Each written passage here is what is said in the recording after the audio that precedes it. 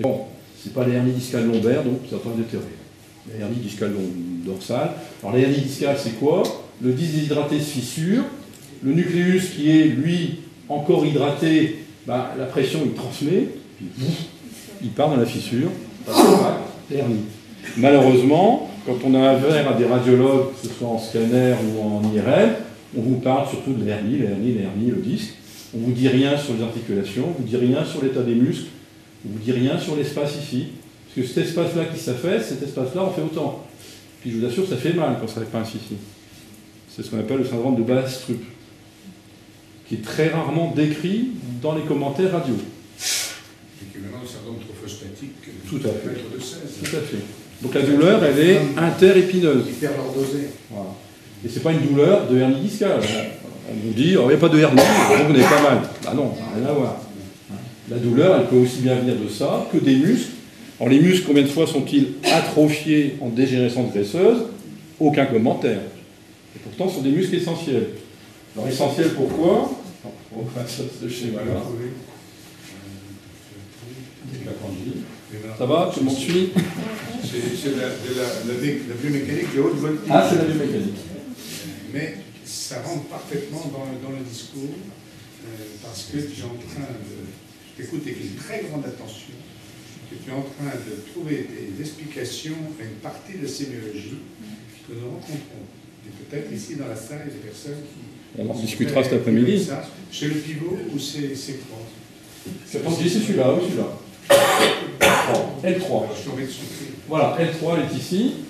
Alors on est censé avoir 5 vertèbres lombaires mobiles pour définir une lordose, un creux. Très cultivé à Paris, ici, Crazy Horse. Voilà. Et donc au-dessus de cette lordose, on a une syphose, puis à nouveau une lordose pour équilibrer la tête. On a représenté ici, enfin Kapandji, effectivement des chaînes musculaires qui démarrent d'en bas, iliaque, qui vont vers L3, puis à nouveau, qui ce qu'on appelle le long du dos, qui à nouveau remonte jusque la première côte. Autrement dit, notre haubanage vertébral se centre ici. Pourquoi ici? Parce que c'est la vertèbre la plus mobile en fait. Ces deux vertèbres L4 et L5 sont enchâssées dans le bassin et reliées par des gros ligaments. Alors bien reliés, mal reliés, je ne sais pas non plus.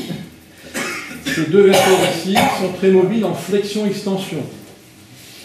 Mais par contre, pour ce qui est de l'orientation tridimensionnelle, L1, L2, L3 sont forcément essentiels. Les dorsales, direz-vous, les dorsales, il y a des côtes. Alors, où il y a des côtes flottantes, ça ne boloque pas trop, mais il y a des côtes liées au cartilage chondrosternal, ça ne bouge pas beaucoup. Pourtant, si, ça bouge beaucoup en rotation. Le pic de rotation vertébrale est en D7, D8. Point de l'omoplate, la 7e dorsale, pratiquement. Si vous faites de l'hélicoïdal, je ne sais plus, ou l'elliptique, l'elliptique, méfiez-vous, vous risquez d'avoir des grosses douleurs en D7, D8, parce que vous allez mettre beaucoup d'efforts de torsion. Si vous n'êtes pas dans l'équilibre D7, D8, ça va provoquer ce qu'on a dit tout à l'heure, pincement, déshydratation, contracture, douleur. Donc les rotations, c'est quand même aussi en dorsale. Alors c'est très souvent, on a des douleurs dorsales. En lombaire, revenons-y. En lombaire, donc on a ces petits muscles intervertébraux qui règlent et ajustent le mouvement et le placement, mais qui constituent une grande chaîne de mise en tension. Évidemment, on a plein de dos d'être en tension. C'est ce qu'on ressent. Pourquoi? Parce qu'on n'est pas dans l'équilibre. Si on était dans l'équilibre, il n'y aurait pas d'effort à faire. Mais si vous vivez comme ça, plié, plié, plié, plié, vous êtes tout le temps en effort de maintien. Donc en tension de ces chaînes. Si vous vivez comme ça, vous êtes en effort de pression. En bas.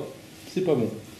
Et puis assis, comme beaucoup de nos ados, comme ça, et puis d'effort là. Mais alors la pression, 40% de plus, au niveau des disques lombaires. C'était mesuré par Manval, le nordique, je ne sais plus si c'est suédois ou norvégien, enfin, ça a été mesuré in vivo, des volontaires qui ont fait ça. Capteur de pression dans les disques. Ouais, tu es nordiste, pas nordique. Nordiste. Oui, nordiste, pas fou. Bon, donc, la pression augmente et donc, le mouvement d'hydratation, ben, il est plus difficile à réaliser, forcément. Et donc, on se déshydrate à vivre assis, on n'est pas fait pour être assis, et assis en syphose. La pression est augmentée de 40% mécaniquement, en syphose. C'est pas bon. Le dossier, c'est pas bon du tout. Les fauteuils, les mous, les canapés, horreur. Il faut s'asseoir à cheval. Mais bon, on ne fait plus de cheval, donc on ne va plus à cheval. Dommage. Donc, pour trouver un équilibre, il faut trouver des muscles en avant. Ah tiens, il n'y en a pas. Mais si, il y en a. Le diaphragme, on y revient. Notre fameux diaphragme, alors je crois que Capandji va encore un schéma du diaphragme, merci. On l'a vu tout à l'heure, une très belle photo du diaphragme avec son étoile, son trèfle plutôt élastique. Voilà. Et, on n'a pas dit, il y a ici les muscles piliers du diaphragme. L3, L2, L1. Et ces piliers du diaphragme, eh ben, ce sont eux qui sont les muscles couples des muscles postérieurs. Ces piliers du diaphragme vont bien fonctionner s'ils sont mis en position légèrement étirée, en lordose. Si vous êtes en syphose, vos piliers du diaphragme, ils sont en position courte, comme mon biceps tout à l'heure, pas efficace. Étiré, efficace. Trop étiré, pas efficace. Donc, ces piliers du diaphragme, eh ben, ce sont les muscles qui équilibrent nos vertèbres L1, L2, L3. Qui respire bien? Personne. Problème. Bien respirer, on l'a vu tout à l'heure, c'est appuyer son diaphragme pour écarter des côtes. Oui, mais on l'a vu tout à l'heure. Le diaphragme, il s'appuie, c'est trop mou. Les côtes sont toujours écartées. Il n'y a plus de dynamique du diaphragme. Normalement, quand on respire calmement, c'est 3 cm. Ça ne bouge pas beaucoup, en fait. Hein?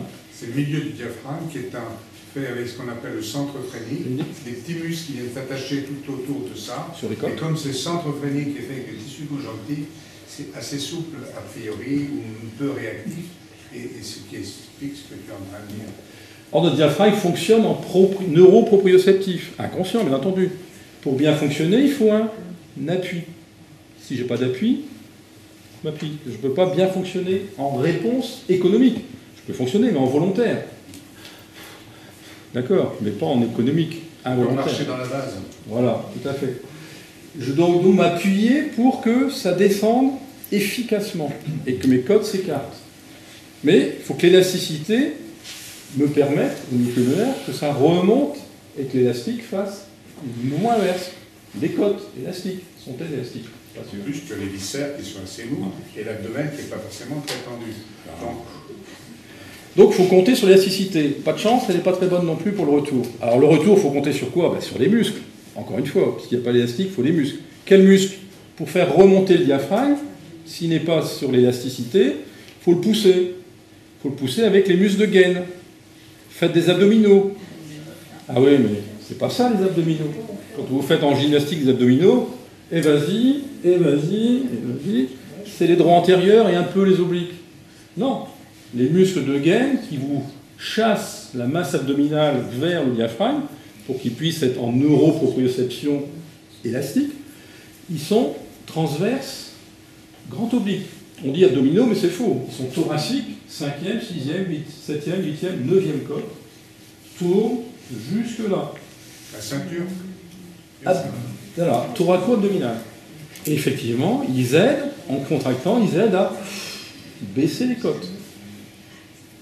Donc mon diaphragme, il va être poussé par les abdominaux, il va remonter, les côtes vont être poussées par le grand oblique, s'il n'y a pas d'élasticité suffisante pour revenir, ou les aider à revenir en position basse. Et une fois qu'ils sont en position basse, cette synergie antagoniste, synergie, c'est-à-dire que les muscles abdominaux et diaphragme, doivent fonctionner ensemble, mais à l'inverse. Quand l'un se contracte, l'autre se relâche. Quand celui-là se contracte, celui-là se relâche. Si vous vous crispez et votre diaphragme est bloqué, vous n'avez pas soufflé. Problème. Si votre ventre est bloqué, vous n'avez pas respiré à baisser non plus. Or, vivre de la peur au ventre, c'est mal respirer. Encore une fois. Sans ventre, pas de chance non plus. Il n'y a pas la masse abdominale pour s'appuyer. Les anorexiques qui pèsent 40 kg pour 1m60, qui ont un ventre très creux, elles souffrent du dos comme c'est pas possible. Et un autre problème là, c'est les ballonnements fréquents. C'est que la poche arrière gastrique et le côlon sont quelquefois pas mal distendus par de l'air. Tout à fait. Bonne remarque. Cette transmission de la force de serrage de la gaine se fait sur du liquide. Le contenu intestinal est liquide, jusqu'au côlon. Après, ça se déshydrate, effectivement. Mais quand il est gazeux, vous appuyez sur du méthane, hein, sur rien. Résultat, vous ne transmettez pas bien la pression abdominale au diaphragme. Et donc, vous êtes gêné dans ce couple, encore une fois, couple à l'équilibre, diaphragme-abdominaux. Le résultat, ça ne fonctionne pas. Si vous avez une hernie, une éventration, ben, pas bien non plus. Si vous avez une cicatrice qui vous fait mal et que vous n'osez pas bouger ce ventre parce qu'il y a une cicatrice, ça ne fonctionne pas bien non plus.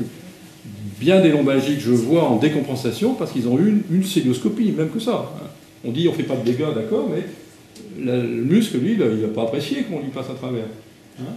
Et donc, douleur, décompensation du soutien équilibré. Il n'y a pas d'équilibre, donc il y a forcément un excès de contrainte musculaire pour tenir ce déséquilibre.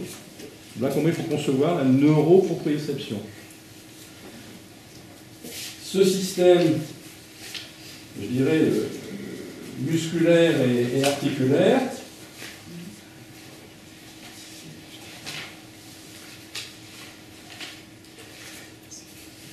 nous aide à maintenir notre tête dans l'espace et à maintenir une pression dans le canal rachidien.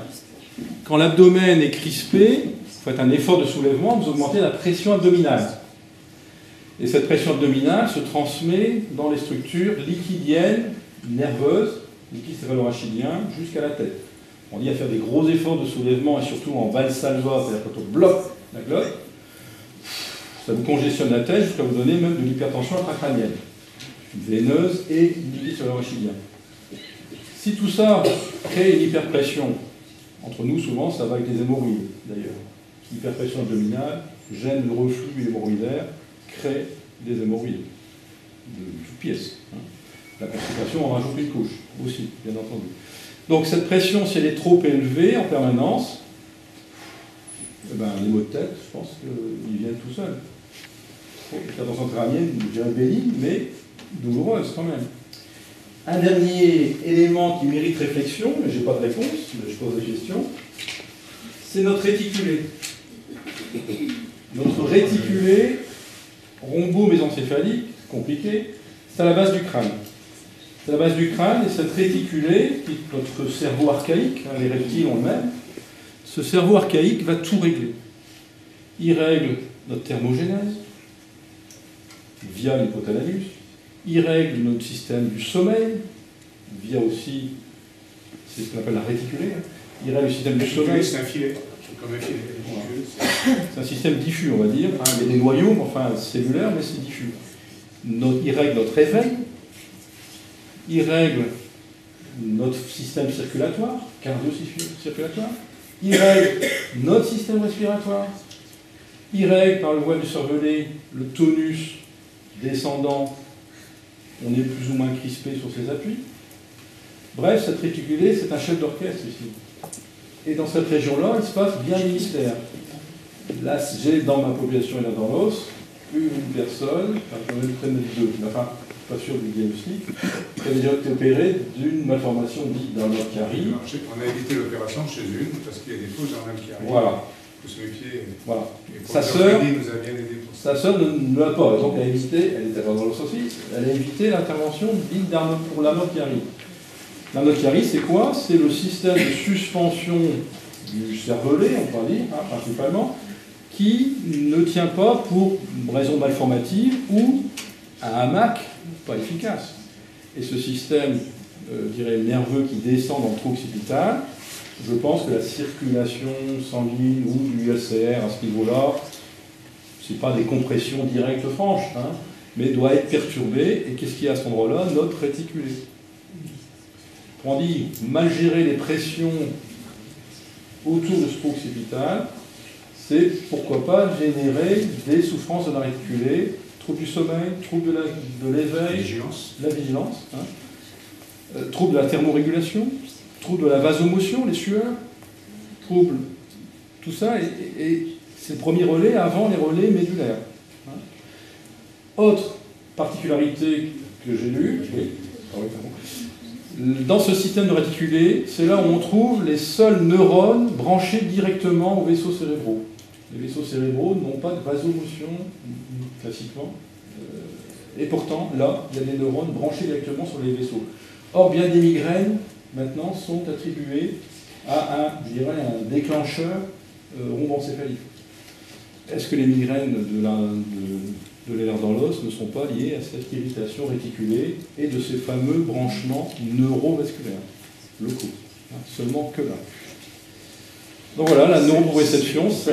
Enchaîner sur ce que tu viens de dire, bon, ce sont des avancées qu'on essaie de faire avec différentes techniques. Tu parles de la réticulée qui nous intéresse depuis bien longtemps, puisque c'est l'équilibre veille-sommeil, et qu'on a remarqué chez les personnes qui ont ce syndrome, que beaucoup d'entre elles sont fatiguées, mais il n'y a pas que de la fatigue, ça ressemble assez à de la somnolence, lors de la narcolepsie, qu'on s'endort, et le sommeil, on n'arrive pas à s'endormir. Quelquefois, où on se réveille, et le matin, on se réveille fatigué, et qu'il y a un déséquilibre. Alors, justement, alors il faut bien de rajouter tous ces autres éléments possibles, mais la réticulée, on la regarde très attentivement en ce moment, et il y a eu un certain nombre d'investigations par IRM cérébrale qui ont été faites. On est en train de dépouiller avec le professeur Freddy, Daniel Freddy, qui a mis au point une technique particulière, il parle de flash, de choses qui sont très intéressantes, et il me dit, voilà, tu vois, dans ça, voilà, on voit en décroît, là, c'est bon. Et on voit effectivement des choses qui se passent sur la réticulée, qui est peut-être dans la substance blanche, parce que dans le cerveau, il y a aussi du collagène, y compris dans le cerveau lui-même, il n'y a pas les neurones, autre chose. Encore qu'ils sont vascularisés, comme tu dis, etc. Et que, justement, on peut trouver des liens entre tout ça. C'est assez compliqué, vous l'avez vu, mais c'est compliqué, le syndrome aussi, c'est déroutant. Mais si on arrive à relier toutes ces choses-là, ça va être quand même très intéressant, parce qu'il y a aussi des possibilités thérapeutiques, notamment de la narcolepsie, etc. D'où les études au centre du sommeil ici, d'où les IRM, qu'on ne peut pas tout le monde, bon, mais on en a déjà un certain nombre. Et il y a un autre élément qui est visible également, qui nous frappe, parce que le professeur Freddy, il fait une IRM, il voit l'image du cerveau, il dit, il y a peut-être un syndrome. Et effectivement, elle en a un, je l'ai vu avec lui, seulement parce qu'avec l'IRM, parce qu'il y a des aspects un peu particuliers qui ne sont pas du tout d'atrophie cérébrale, il n'y a pas de choses comme ça, on ne serait pas si intelligent quand on a le syndrome, entre parenthèses, pour tout le monde, mais beaucoup quand même, si il y avait de l'atrophie cérébrale, il n'y en a pas, il ne faut pas avoir peur de ça, mais les sillons sont très marqués, peut-être les méninges, les vaisseaux, et justement les tensions intracrâniennes. Alors ce que tu as dit, peut-être arrêter, mais aussi ça, les mots de tête sont si violents, comme on entend dire, n'est-ce pas, justement, c'est peut-être dû à ce qui se passe, que tu es en train de commencer à décrire, et en complément avec les méninges, la faune du cerveau, les vaisseaux qui sont faits, évidemment, avec du collagène et autres, je sais pas. Et ces vaisseaux du cerveau peuvent être justement un peu épaissis, un peu volumineux. Ça crée, on est plus facilement excité, excitable pour la migraine, parce que font des problèmes visuels, tout de suite ça fait mal. Tout le monde a ça, en gros. Et là, peut-être plus à cause de ces vasodilatations qui font pression sur le cerveau. Alors, on est en train d'avancer. Ton exposé est remarquable. Il est issu et je le sens avec beaucoup d'attention. Il est très technique, il est très précis. Tu expliques vraiment bien les choses et je suis sûr qu'il y a de la résonance. Moi, je l'ai senti. On va en reparler parce qu'on est en train de comprendre certaines choses. Alors, si on comprend bien, peut-être on va arriver à trouver... Je déconseille à vos enfants les sports de combat, parce que chaque coup sur la tête, c'est le cerveau qui... Quel examen faire? Enfin, observer ce réticulé. Alors je pense que les IRM en 3 Tesla... Non, il y a des techniques d'IRM. IRM, imagerie en 3 Tesla. Cérébrale, on peut les voir vraiment avec ça. Et pour ça, Freddy, très